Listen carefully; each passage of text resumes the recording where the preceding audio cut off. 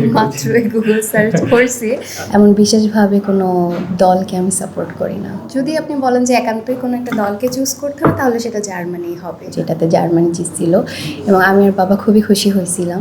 Friend Tisha, আমি বর্তমানে north সাউথে public হেলথে লেখাপড়া করছি ফার্স্ট সেমিস্টার এবং গাফিরের সাথে যুক্ত আছি ফার্স্ট ব্যাচ হিসাবে ফ্যাশন ডিজাইনিং।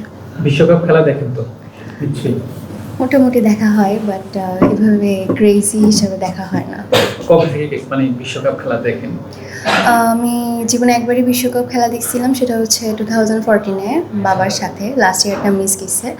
তো এখন যেহেতু বাবা নাই, তো বাবার মানে এরকম একটা ইমোশন খুবই কানেক্টেড হয়ে আছে।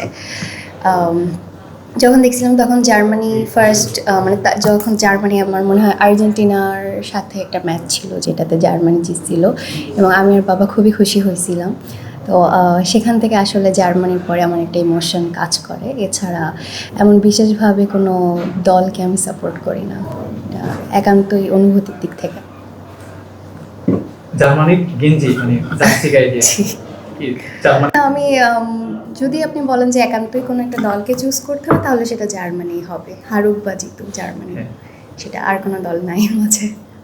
আপনি বলছিলেন যে আপনি খেলোয়াড়দের তেমন নাম জানেন না। না না, আপনি গুগল সার্চ করেছি একজনের নাম আমি বের করেছেন। মাত্রই গুগল সার্চ করছি, কারণ যেহেতু আপনারা অনেক উইয়ার্ড কোয়েশ্চেন করেন, একদম ক্যামেরার সামনে খুবই লজ্জা পেয়ে যেতে হয়, এই জন্য। আচ্ছা, লজ্জা পাওয়ার কিছু নেই। আপনি গুগলে যার নাম সার্চ করে বের করেছেন তার নামটা কি?